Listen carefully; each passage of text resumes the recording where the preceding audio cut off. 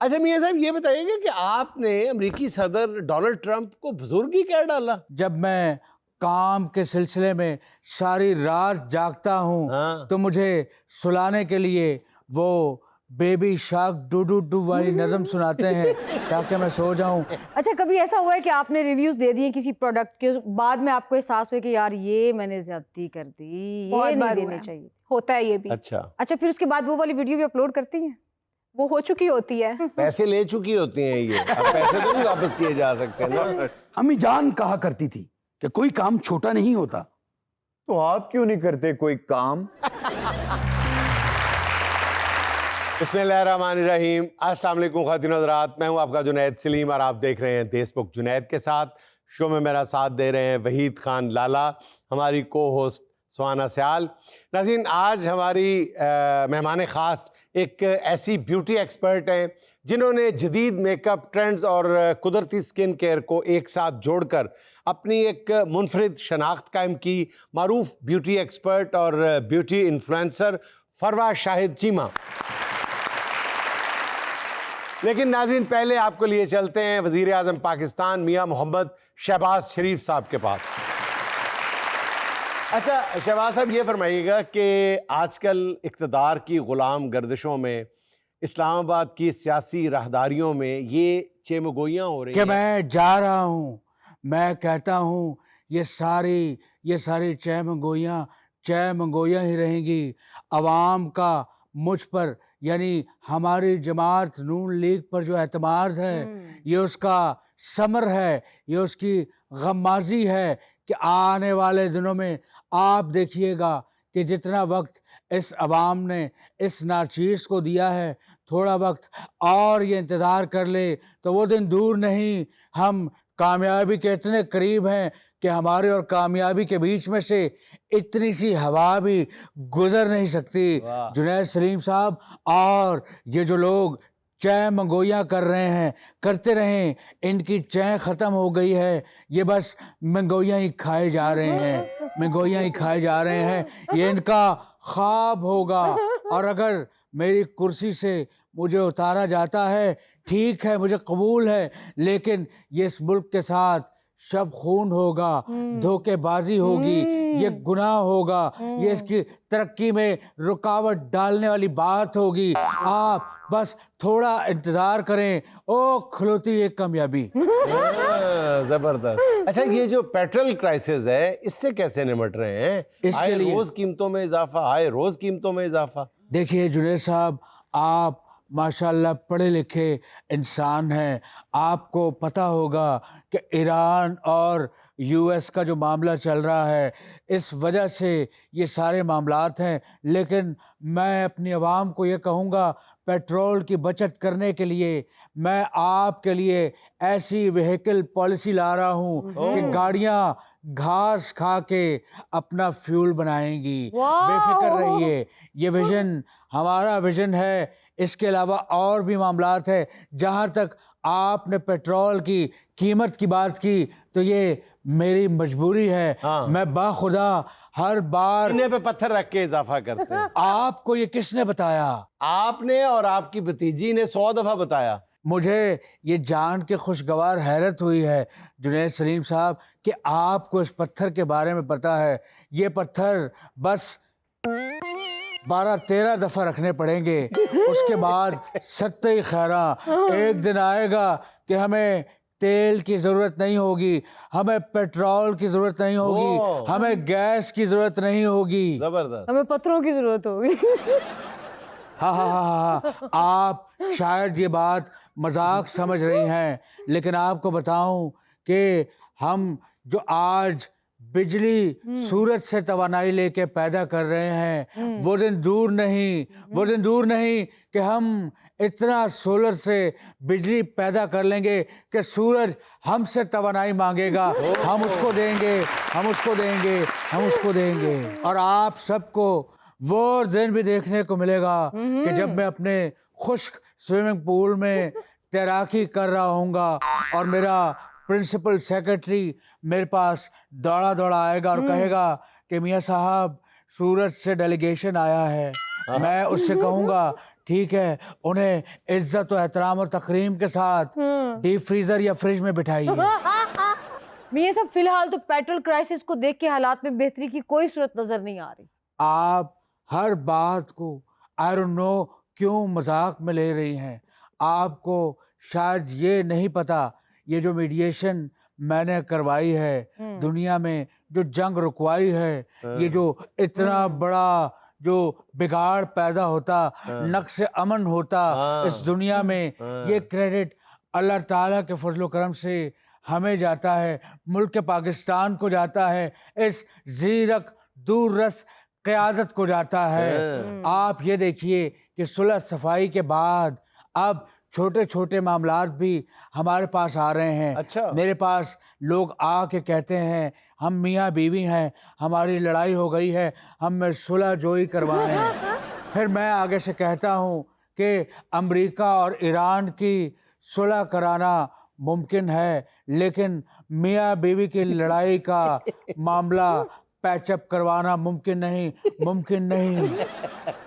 अब एक ही जान है, वो कहाँ जो है वो इस चीज़ को संभाले। लेकिन जुनैद सलीम साहब, आपके इस देश बुक से मैं ये ऐलान करता हूँ और ये वादा करता हूँ कि इंशाअल्लाह इस मुल्क के खुदादाद को औज सुरैया पे वो पहुँचाना मेरा फ़र्ज़ है, तरक्की की राह पे ले जाना मेरा फ़र्ज़ है। वो दिन दूर नहीं जब लोग बाहर से नौकरी करने यहाँ पे आएंगे, बल्कि कुछ आ भी रहे हैं। यानी गोरे? नहीं, यहाँ से जो लोग गए थे वो डिपोर्ट होके वापस आएंगे। मेरा मतलब है जो यहाँ से गैर कानूनी तरीके से डंकी लगा कर गए हैं, इससे पहले हम उन्हें लेकर आएं या वहाँ की हुकूमतें उन्हें डिपोर्ट करें, वो खुद ही यहाँ पे आएंगे, यहाँ आके इस मुल्क की तामीर और तरक्की में अपना हिस्सा डालेंगे। अच्छा मियां साहब, ये बताइएगा कि आपने अमेरिकी सदर डोनाल्ड ट्रंप को बुजुर्गी क्या डाला? जी बिल्कुल जुनैद साहब, मैं उनको बुजुर्ग की तरह देखता हूँ और वो भी मुझे अपने छोटे भाइयों की तरह मेरे बहुत साथ ज्यादा तारीफ करते हैं। शफकत बरतते हैं। और मैं चश्मे तसव्वुर में देखता हूँ, जब मैं काम के सिलसिले में सारी रात जागता हूँ तो मुझे सुलाने के लिए वो baby shark do do do वाली नज़म सुनाते हैं ताकि मैं सो जाऊं। Baby shark do do do do do do, baby shark do do do do do do, baby shark do do do do do do, baby shark. तो मैं उसे कहता हूँ ना ट्रम्प साहब, नो इंग्लिश, जस्ट उर्दू।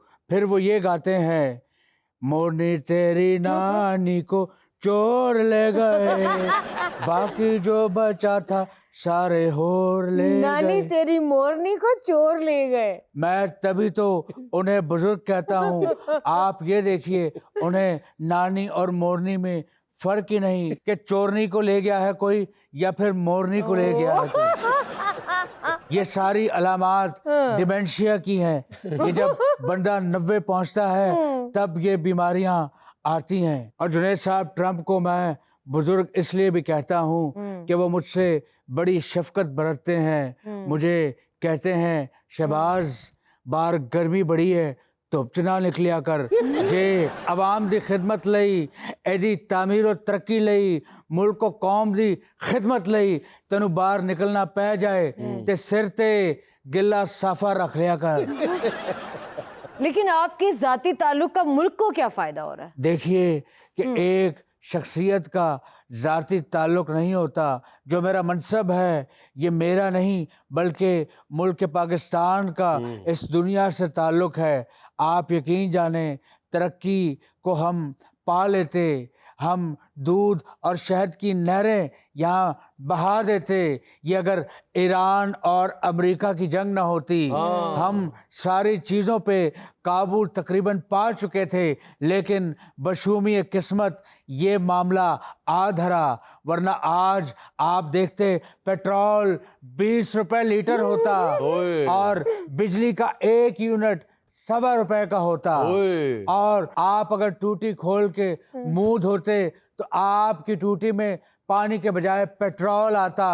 और आप अपनी बीवी को कहते, ओए मेरे मुंह ते पेट्रोल लग गई, कोई सड़ी गल ना करी वरना खड़े पैरों ते बेवा हो जाएगी। आप यकीन करें, आपको अंदाजा नहीं कि मैंने कितनी मेहनत की है और मैं इस कौम से वादा करता हूँ ये कुछ मुश्किल दिन हैं, ये भी गुजर जाएंगे। जाते जाते सिर्फ एक बात कहूँगा कि मैं हैरत व हसरत काम आ रहा, खामोश खड़ा हूँ साहिल पर। ऐ अहले ज़माना कद्र करो, नायाब न हो कामयाब हैं हम। वाह वाह बहुत ढूंढोगे अगर मुल्कों मुल्कों, मिलने के नहीं नायाब हैं हम। वाह। और जुनैद साहब, हम तो चले जाएंगे, फिर कोई और आएगा, लेकिन जब कोई पेट्रोल को बढ़ाएगा तुमको एक शख्स याद आएगा, तुमको एक शख्स याद आएगा। प्राइम मिनिस्टर साहब, आप नेक्स्ट वीक चाइना के दौरे पे जा रहे हैं, तो इस दौरे का बुनियादी एजेंडा क्या है? देखिए, ये दौरा तारीखी अहमियत का हामिल होगा। वैसे तो दौरे करने के बाद लगाया जाता है अंदाज़ा कि कामयाब है नाकाम, लेकिन ये वाहिद दौरा होगा कि ये दौरा करने से पहले ही कामयाब है। और जबरदस्त और इसमें मैं एजेंडे ही ऐसे उठा के ले जाने वाला हूँ कि ये पाकिस्तानी कौम के दिल की आवाज़ है। एजेंडा क्या है मेरे भाइयों, एजेंडा क्या है सुन लीजिए। एक बहुत बड़ा अवामी मसला जिसे मैं शी जिनपिंग से डिस्कस करूंगा वो है हमारे मोबाइल के चार्जर जो बिजली बहुत खाते हैं। हमारे फाजल दोस्त जावेद चौधरी के बकौल कि ये चार्जर ही सिर्फ हमारी करोड़ों अरबों रुपए की बिजली खा जाते हैं। मैं शी जिनपिंग से कहूँगा कि चार्जरों के पेट फाड़ के हमारी बिजली निकाली जाए।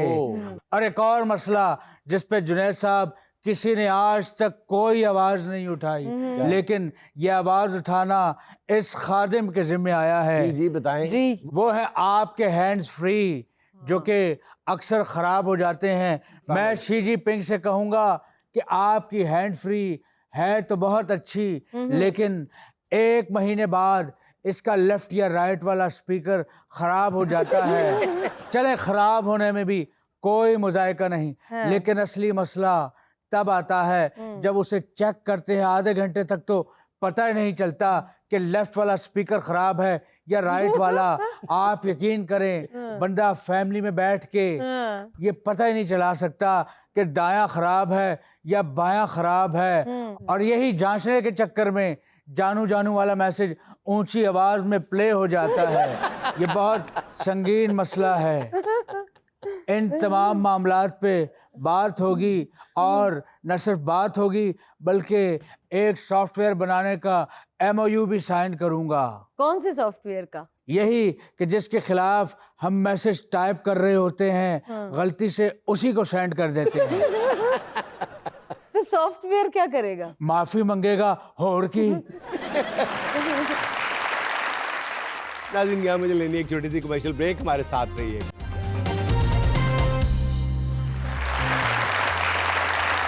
परवा 18 साल की उम्र में शादी, फिर उसके बाद आपकी इतनी कामयाबियां और उस पे आपकी वालदा ने बड़ा कंट्रीब्यूट किया, तो इस सारे सफ़र को कैसे नरेट करेंगी? मेरे पेरेंट्स की शादी को 4 महीने हुए थे कि मेरे फादर की डेथ हो गई थी।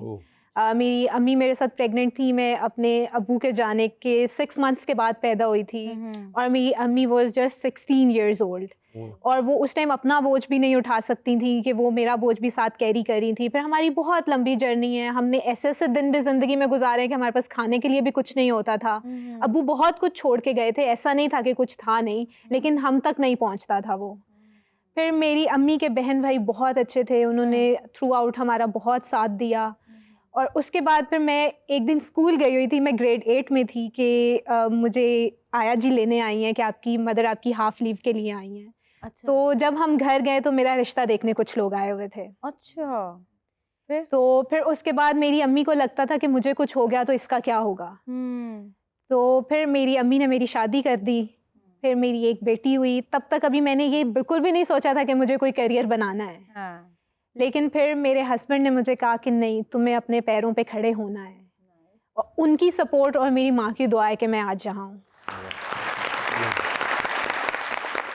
अच्छा फरवा, ये बताइएगा कि जो भी बंदा ब्यूटी पार्लर जी। आता है या किसी एस्थेटिक सेंटर में जाता है, वो मेरा ख्याल 90% यही कहते हैं कि जी मैं जवान नजर आना चाहती हूँ या Exactly. जवान नजर आना चाहता हूँ। जी। कोई ये भी कहता है आपसे आके कि मैं अमीर नजर आना चाहता हूँ? नहीं, ऐसा कभी नहीं हुआ। अच्छा, नहीं ऐसी लुक्स होती है ना बाज खवातीन की, बाज बिल्कुल मर्दों होती की, हैं। कि जेब में चाहे कख ना हो, Exactly. लेकिन वो कहते हैं कि जी नजर ऐसे आया हूँ कि जनाब अली। ऐसा भी होता है। हाँ, जी। इसका मतलब कुछ लोग आगे फरमाइश करते हैं। बिल्कुल लोग करते हैं। नहीं तो ऐसा शख्स आ जाए तो रिच लुक कैसे देती हैं आप? माथे पे 5,000 का नोट चिपका देती है। अच्छा, रिच लुक Rich तो look- उसके अपने एस्थेटिक से आएगी ना, कि वो हाँ। किस तरह ड्रेसअप होता है या वो किस तरह से अपना मेकअप कैरी करता है। पर्सनैलिटी ऐसे जो Exactly. इतनी जोगी हो कि उस पे जी। पहनावा अच्छा लगे। अच्छा फरवा, आप एक कामयाब जी। सोशल मीडिया इन्फ्लुएंसर भी हैं, ब्रांड्स आपके पीछे पीछे भागते हैं। एग्जैक्टली। आप हमें ये बताएं कि एक तो होता है ना कि लोग आते हैं कहते हैं जी मेरी ऐसी लुक हो वैसी लुक जी। हो, ब्रांड्स क्या मैसेज देना चाहते हैं अपनी पब्लिक को? ब्रांड्स यही मैसेज देना चाहते हैं कि हमारा प्रोडक्ट सबसे अच्छा है और आप इसको अच्छे तरीके से प्रेजेंट करें लोगों के सामने। हमारी आवाम को ना गोरे होने का बहुत शौक है, गोरे होने का। हम्म, और जैसे ही किसी ब्रांड के ऊपर वाइटनिंग या ब्राइटनिंग लिख दिया जाता है ना, अच्छा तो वो उनका प्रोडक्ट बहुत ज्यादा सेल होता है। अच्छा, चाहे वो मोटापे की दवाई आप दे रही हैं या क्रीम दे रही हैं, साथ लिख दे रही है रंग भी गोरा एक करेगी। पतला होना है पाकिस्तानी आवाम को और एक गोरा होना है। ठीक है। और एक अच्छा, अमीर होना रातों रात। एक अमीर होना है। अच्छा, आप जो रिव्यूज देते हैं उस पे जी। लोग बड़ा एतमाद भी करते बिल्कुल हैं, ऐसे ही है। तो आपने सच सच बताना है कि जो प्रोडक्ट्स आपके पास आती हैं आप पहले खुद भी यूज करती हैं या फिर रिव्यूज दे के तेरा के आसरे पे चल यूज करती हूँ, लेकिन अच्छा। ऑफ कोर्स के इतने सारे प्रोडक्ट्स होते हैं, सब हाँ। यूज नहीं कर सकते, लेकिन फिर भी 2-3 दिन या एक हफ्ते के ट्रायल के बाद ही मैं रिव्यू देती हूँ। अच्छा, कभी ऐसा हुआ है कि आपने रिव्यूज दे दिए किसी प्रोडक्ट के, बाद में आपको एहसास हुआ कि यार ये मैंने ज्यादती कर दी, ये बहुत नहीं बार हुआ देने है। चाहिए? होता है ये भी। अच्छा, अच्छा, फिर उसके बाद वो वाली वीडियो भी अपलोड करती हैं?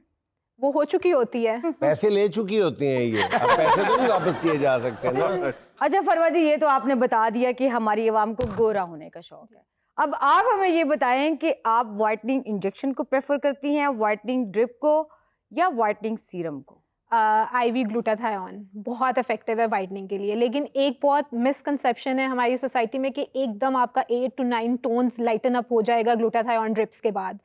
1 to 2 टोन्स जो है आप लाइटर हो सकते हैं ग्लूटाथायोन के साथ, और स्किन आपकी बहुत इवन टोन में आ जाती है, ग्लोइंग हो जाती है, लेकिन उसके साथ साथ आपको ये सीरम्स वगैरह भी ज़रूर यूज़ करने पड़ते हैं। और वाइटनिंग के लिए एक मेन चीज़ है कि आप कभी भी अपना सन ब्लॉक जो है उसको स्किप नहीं कर सकते। अच्छा फरमा, ये बताएं कि अब एक जनरल कॉन्सेप्ट जी। है, अवेयरनेस कह लें या कॉन्सेप्ट कह लें, कि अगर एक दफ़ा एस्थेटिक क्लिनिक चले गए ना तो फिर जाता रहना पड़ेगा। एग्जैक्टली ऐसा ही है, ऐसा ही है बिल्कुल। मेंटेनेंस होती है ना, मेंटेनेंस के लिए आपको जाना पड़ता वो है। एक चीज कम छोड़ देता है कि नेक्स्ट टाइम अब आपने अगर 12 IV ग्लूटाथायोन ली हैं तो वो आपको उसके बीच बीच में जो है वो मेंटेनेंस डोज भी लेनी पड़ती है।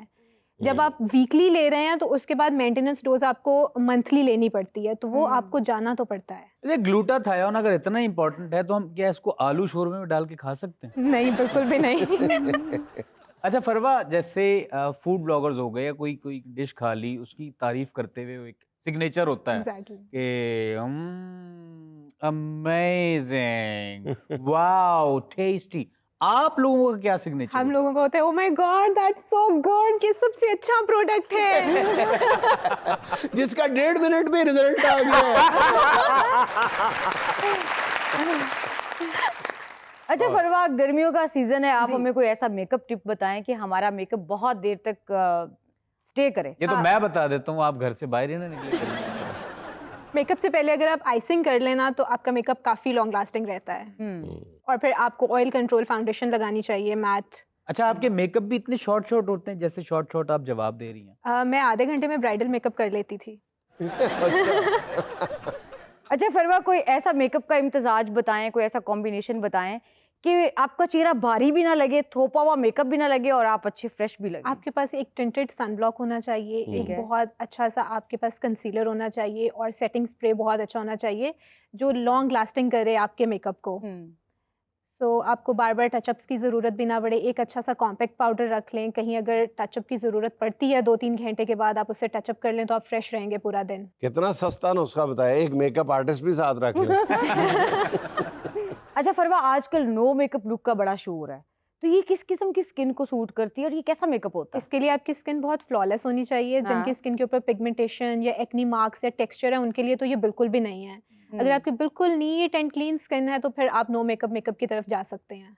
तो मैं समझता रहा हूँ कि ये नो मेकअप लुक जो है ये सिर्फ हिप्नोटिज्म से की जाती नो है। उसको मेकअप ये लुक बता दिया जाता है कि मैंने तुम्हारा मेकअप कर दिया है, इतना बिल बना है दे दो, और मेकअप किया नहीं जाता। नो मेकअप लुक में ज्यादा प्रोडक्ट्स यूज होते हैं। अच्छा, अच्छा, कैसे? थोड़ा बताएं हमें। उसमें आपको स्किन प्रेप बहुत अच्छी करनी पड़ती है। For example?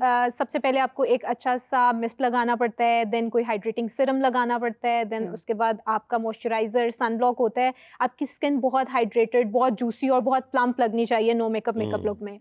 उसके बाद फिर आप कोई टिंटेड सनस्क्रीन या टिंटेड मॉइस्चराइजर यूज करते हैं। फिर आप कोई बहुत लाइट वेट हाइड्रेटिंग सा कंसीलर यूज करते हैं। फिर आपने उसमें कॉम्पैक्ट पाउडर, चीजें उससे ज्यादा यूज होती हैं आम मेकअप से। तो नो मेकअप क्यों नाम दिया हुआ है इसको? नो मेकअप इसलिए दिया हुआ है कि वो नजर नहीं आता, वो बहुत लाइट मेकअप लग रहा होता है। वो लाइट लग रहा होता है, वो बड़ा मैट मेकअप होता है, लेकिन होता काफी ज्यादा। उस पर बहुत मेहनत होती है और ये कोई कोई कर सकता है। फरा भला इतना मुख्तसर क्यों जवाब देती हैं? वो एक एक जुमला चार्ज करने की आदी हैं। एक दफा इनके पास ब्रांड एंडोर्समेंट के लिए आए, बोला 2 जुमले, फरवा साहबा 2 जुमले कहती चले जाओ मेरी जिंदगी से, मुझे तनहा छोड़। अच्छा, मैंने एक क्लिप देखा था, स्टार्ट में आपकी स्किन भी एक्नी वाली थी, बहुत ज्यादा। तो फिर आपने ये इतनी क्लीन कैसे कर ली? मैंने होम रेमेडीज बहुत ज्यादा की हैं। अच्छा। और मैं होम रेमेडीज पे बहुत ट्रस्ट करती हूँ। अच्छा, जी, तो मैंने तो अपनी स्किन होम रेमेडीज कर करके ठीक क्या की है। होम रेमेडी है बताएं एक ना दो हमारे व्यूअर्स को भी बता दें। एक्नी के लिए मैं यूज करती थी मुल्तानी मिट्टी और उसके अंदर रोज वाटर ऐड करके उसको लगाती थी। ठीक है। और उसके बाद जब मुझे बहुत ज्यादा एक्नी मार्क्स थे ना, मलेठी पाउडर जो है ना, that is magical for spots. मलेठी पाउडर? मलेठी पाउडर, लिकोरिश पाउडर जिसको कहते हैं। आपने मुल्तानी मिट्टी, लिकोरिश पाउडर और दही या रोज वाटर अपनी स्किन टाइप के मुताबिक लेके अपने फेस पे लगाएं। विद इन 1 मंथ आपकी स्किन पे जितने भी स्पॉट्स हैं वो खत्म हो जाएंगे।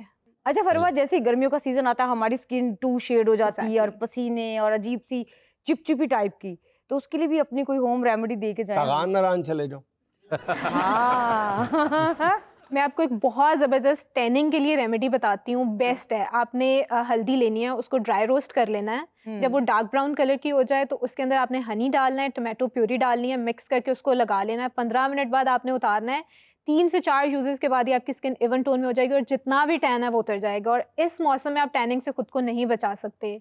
धूप इतनी तेज है और हम हर वक्त तो घर में बंद होके रह भी नहीं सकते, काम पे भी जाना है, बाहर भी निकलना है, तो स्किन बहुत टैन होती है। तो होम रेमेडीज टैनिंग के लिए बेस्ट हैं। तो टोमेटो प्यूरी जो लगानी है वो उस तड़के के बाद लगानी नहीं, है? तड़के से पहले लगानी तड़के से है। पहले, ठीक है, ठीक। और उतारने के बाद उसका तड़का भी नहीं लगाना।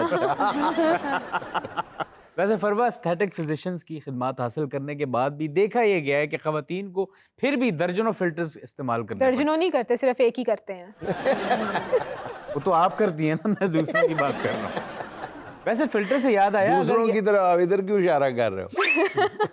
बेध्यानी में हाथ चला गया। अगली बेध्यानी की बारी मेरी है। अच्छा, वैसे फिल्टर अगर ना होता एप्स में जी। फिर क्या होता? फिर जिंदगी बहुत आसान होती। जो ये लोग सोशल मीडिया डिल्यूजन में है उसमें ना होते। हाँ, बहुत अच्छी बात।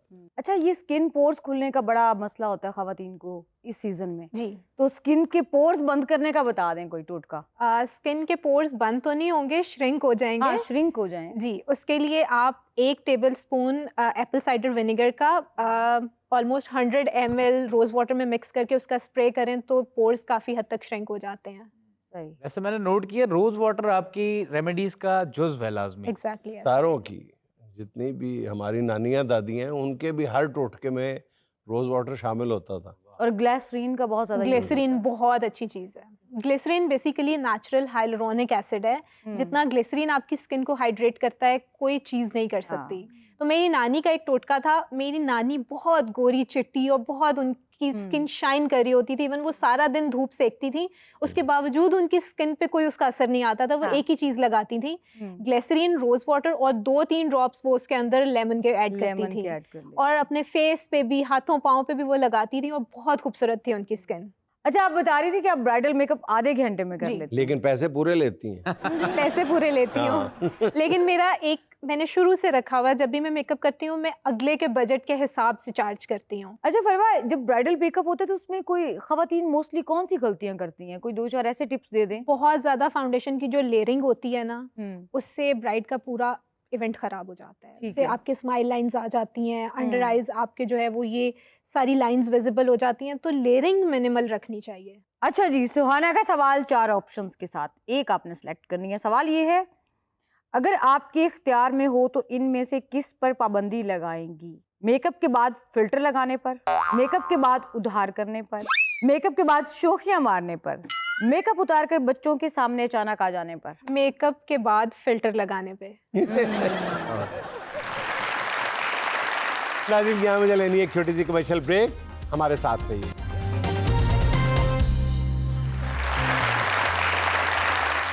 अच्छा, आज जो मैं आपको खबर सुनाने वाली हूँ ना, ये खबर सुन के लाला आपने अपने ये पक्के बूट उतार के परे फेंक देंगे। अच्छा, ऐसे मेरे पास 8 जोड़े हैं। 8 क्या 16 भी होंगे तो फेंक देंगे आप। खबर सुने जरा।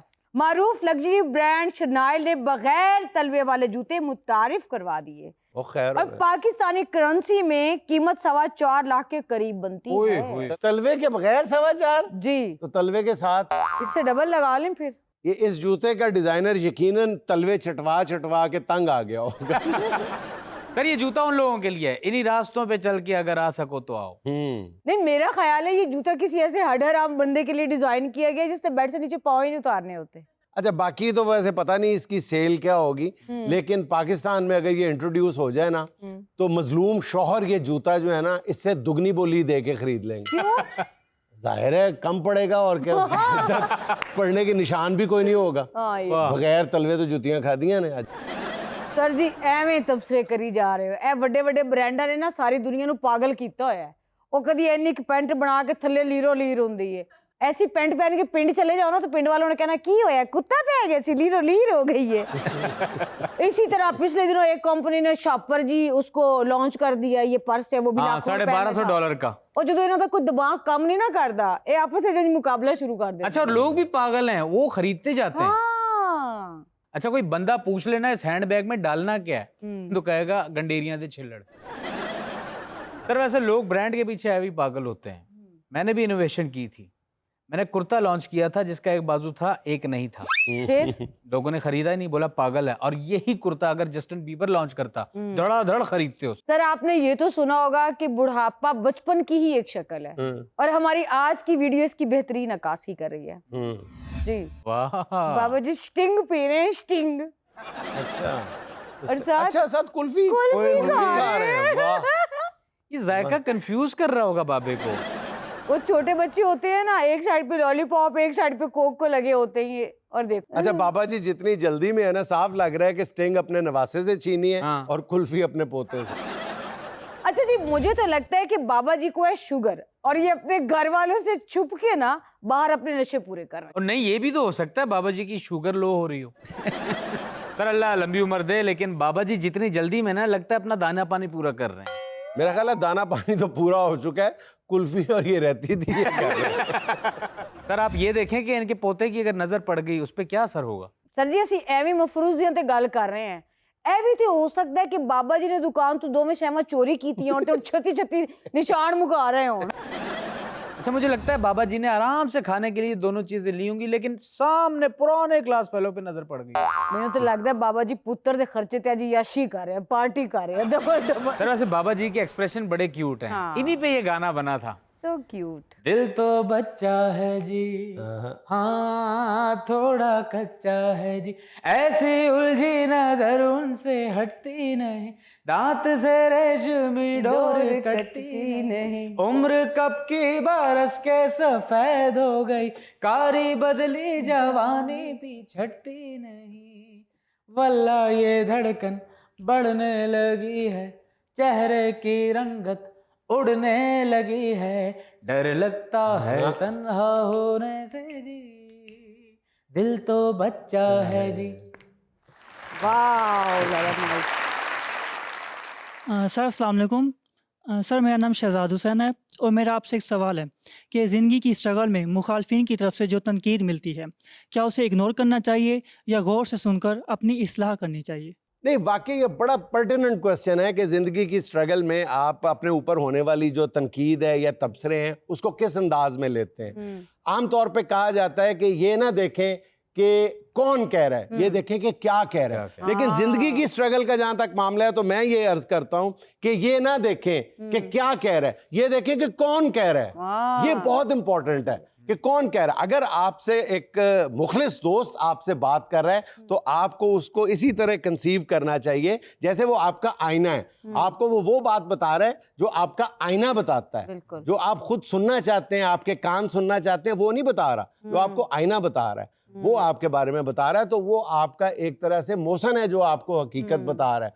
बाकी ये है कि हर तरह के लोग हर तरह के तबसरे करते हैं, लेकिन मेरा ख्याल है कि आपके मुखालफीन की तरफ से जो आप पे बात आती है ना, आप उसको उसकी कमजरफी समझ के अपना सफर जारी रखें, अपने काम पर फोकस रखें, अपनी उड़ान पे तवज्जो दें। जैसे इकबाल का वो शेर है, तुम दिए बादे मुखालिफ से न घबरा ए औकाब, ये तो चलती है तुझे ऊंचा उड़ाने के लिए। ऊंचा उड़ाने के लिए ज़रूर चलती है, लेकिन फॉर योर काइंड इन्फॉर्मेशन पहले भी तस्दीक कर चुका हूँ कि और आम बात अब तो हो चुकी है कि ये शेर इकबाल का नहीं है। इकबाल का दूर दूर तक इस शेर से लेना देना नहीं है।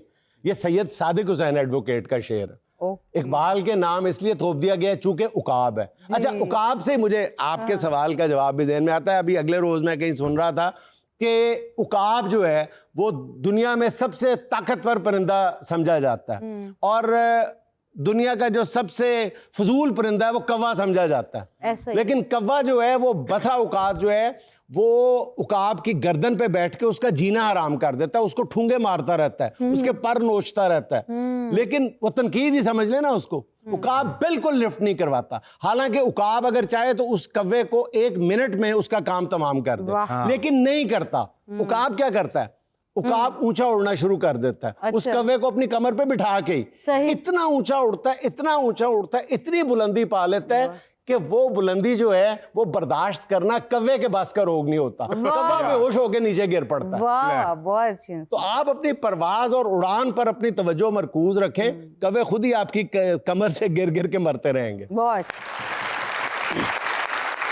और आप अपने आप को बाज ही समझें। तो जॉन एलिया ने कहा था ना, नाकामियों ने और भी सरकश बना दिया, इतने हुए जलील के खुददार हो गए। वेरी नाइस, बहुत अच्छे, क्या कहने। नाज़रीन, यहाँ हमें लेने एक छोटा सा वक्फा, हमारे साथ रहिए।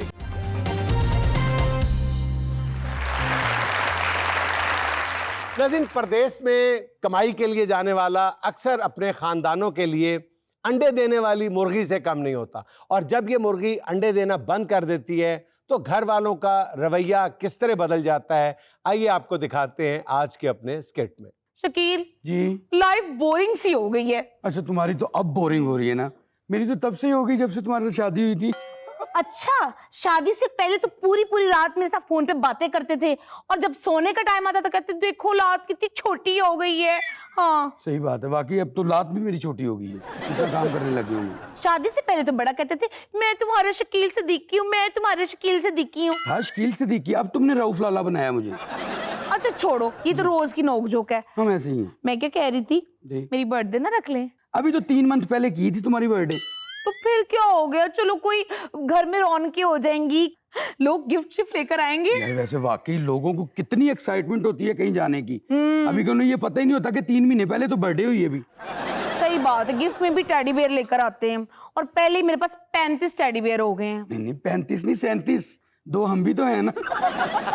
कहाँ पैसे खर्चे, मेरा बड़ा दिल कर रहा है पैसे खर्चने का, मेरे हाथ में खारिश हो रही कितने दिनों से। हाँ, वैसे जितनी पुरानी तुम्हारी खारिश है ना, हाँ। इसके इलाज पे खर्च देती है। अच्छा, वैसे भी अगर पैसे खर्चने का ज्यादा दिल कर रहा है ना, तो इस दफा तुम बिल जमा करवाने जाओ। 76,000 रुपए का बिल, तुम्हें पता लगे कितनी लंबी लाइन में खड़े होकर जमा करवाना पड़ता है। 76,000 का बिल, सोचने वाली बात है, इतना बिल कैसे आ गया है? जान, इस दफा आपने मार्च में एसी स्टार्ट कर दिया था। हाँ? इस दफा तो मार्च में वैसे ही ठंड पड़ी थी, तुम तो डबल रजाई लेके सोती थी। वैसे ना हमें सोलर लगवा लेना चाहिए था। और पिछले साल भाई ने सोलर के पैसे भेजे तो थे, तुम्हारी बाजी के पित्ते के ऑपरेशन पे लग गए सारे। अरे ओ देवा, खबरदार, मेरी बीवी को बेवा कहा तो। मैं बीमार हूँ, मरा नहीं हूँ।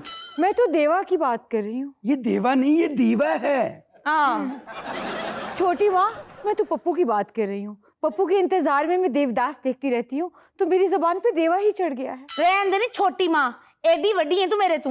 जदों मैं नवी नवी ब्याह के आई सी ना, पहली बार मेरे सिर तू लोटा तू वारिया सी। हाँ, हालांकि मैंने वारना नहीं था, मैंने मारना था। छोटी माँ, पप्पू का फोन आया। पप्पू का फोन तुम्हें आता है, अब हमें कहाँ आता है? हमें तो सिर्फ पैसे ही आते हैं। हाँ, सदा जीता रहे पप्पू जो पैसे भेजता है। हाँ। यही तो मैं चाहती हूँ, फोन आपको और पैसे मुझे आए। हाँ? जो पिछले 6 साल से मुझे नहीं आए, दिया जला जला के पागल हो गई हूँ। छोटी माँ, आज क्या पकाया आपने? आज गैस नहीं थी, तुम्हारे दीवे पे ही हंडिया बनेगी। अच्छा, इतने महंगे तेल में दिया कैसे अफोर्ड कर लेती है? मुझे लगता है पप्पू चुप चुप के दुबई से इसको भी पैसे भेजता है। छोटी माँ, ये तो आपके दिल के साड़े ही हैं। ये तो चार्जिंग वाली है, इसमें कहाँ डलता है तेल? और जिसमें तेल डलता है वो तो गिराज में ही खड़ी हुई है। कब आए पप्पू, कब पेट्रोल डलवाए और कब जाऊं मैं लॉन्ग ड्राइव पे? अच्छा, इसे भी चार्ज कर लो, लाइट जाने वाली है।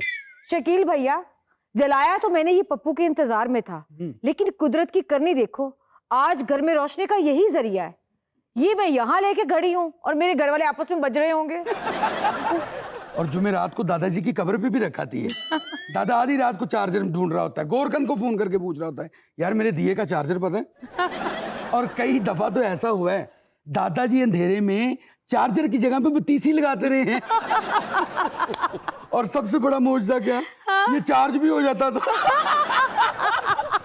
शकील भैया, अब तुम्हारे घर में दिरमों की रोशनी इतनी ज्यादा है, जो ही पप्पू आए बस मेरी डोली उठा के इस घर में ले आए। तुम यहाँ पे आ गई तो वहां पे तो अंधेरा हो जाएगा। इतना नौरानी चेहरा है मेरा छोटी माँ। नहीं मरनी ऐस करके कह रही है, दीवा ना ले आई है। हाँ, छोटी माँ, जैसे दिरमों की रोशनी आपके घर जाती है, वैसे थोड़ी थोड़ी मेरे घर भी जाती रहेगी ना। जल्दी घर चली जाओ, दीवे फड़के मारन लग पे जी। अस्सलाम वालेकुम। भाई, क्यों आ गए हो? मेरा मतलब क्या? सरप्राइज देने की आदत नहीं गई मेरे भाई की है। देवा, मुझे तो अपनी आंखों पे यकीन ही नहीं आ रहा। भाईजान, जरा इसको थप्पड़ मारे। बेटा मार तो दूं, वो बदतमीज है, आगे से मुझे मार दे। तो फिर क्या हुआ भाईजान? आपको 4 पड़ जाएंगी तो क्या हो जाएगा? मुझे तो यकीन आ जाएगा ना कि मेरी आंखों के सामने मेरा देवा खड़ा है। नहीं रह जानी एडी तू, तेरी अखां दे सामने तेरा देवा खलोता हुए, मेरी अखां दे सामने मेरी शकील मोया पे होवे। नहीं जान, इतनी भी बात नहीं कि 4 थप्पड़ों से मोया पे होवे, उन्हें एक ही मारनी में मोया पे होएगा। तुम बात कर रही थी ना गिफ्ट्स की, वो देखो बैग भर के लाया गिफ्ट्स के। हाय, ये तो मैंने देखा ही नहीं। हाय, इतने गिफ्ट्स। भाभी, इसमें इस बार कुछ नहीं है भाभी। सिर्फ मेरी 3 बनियाने और 4-5 गंदी जुराबों के जोड़े हैं। तुम क्या देखोगी? इस बार तो इसे कस्टम वालों ने नहीं खोल के देखा। हाँ भाभी, वो तो खोलने लगे थे, मुझे अंदर करने लगे थे कि इतनी स्मेल बैग से आ रही है, कुछ गलत तो नहीं लेके जा रहा। तभी तो मैं कहूँ देवा, तुम्हारे आने से 1 घंटा पहले मुझे एयरपोर्ट की जानिब से खुशबू के हुलारे क्यों आ रहे थे? अब पता चला मेरे देवा का बैग खुला था। सुना था इश्क आंखें बंद कर देता है, आज पता चला नाक भी बंद कर देता है। सुना था कि इश्क अंधा होता है, आज पता लगा गंदा भी होता है। उधर ही छोड़ा ना, तो लेकर क्यों आए हो? ओहो, आते साथ ही तुम सबको अपने गिफ्ट्स की पड़ गई है। मुझसे तो पूछ लो कि मैं किस कसम पुरसी की हालत में यहाँ तक आया हूँ। मुझे बताओ देवा, क्या हुआ तुम्हें? मुझे बताओ, मैं सुनूंगी तुम्हारी दास्तान। खैरियत तो है, क्या हो गया? कैसी मायूसी वाली बातें कर रहे हो? टेंशन नहीं लेते हो तो क्या हो, प्रॉब्लम है कोई? ओहो, प्रॉब्लम मैं आपको बताऊं कि मैं दुबई से सब कुछ छोड़ छाड़ के वापस आ गया हूँ। प्रैंक अब बताओ, कहाँ देख के हाथ हिलाने, कौन से कैमरे में? शकील, क्या बताऊं तुम्हें, दुबई में जीना मुश्किल हो गया था। यहाँ उससे भी ज्यादा, उससे भी ज्यादा यहाँ। ओहो, 2 वक्त की रोटी खाना मुश्किल हो गई थी। हमारी 1 वक्त की भी मुश्किल हो गई है। 1 वक्त की रोटी के लिए 3 दफा ऑर्डर करना पड़ता है, फिर तुम्हारा पेट भरता है। तुम्हें पता है, ये सब कुछ वहां हालात खराब होने की वजह से हुआ है। देवा, 5 सालों में तुमने मुझे 5 चिट्ठियां लिखी और हर चिट्ठी को मैं दिन में 10 बार पढ़ती थी। तुम्हें पता है एक दिन में कितने पल होते हैं? मैं दुबई में मजदूरी करने गया था, कोई पल गिनने नहीं गया था। खैर, तुम ही बता दो कि दिन में कितने पल होते हैं। मैनू भी नहीं पता, मैनू पता होता तो मेरा ब्याह ना हो गया होता हुण तक।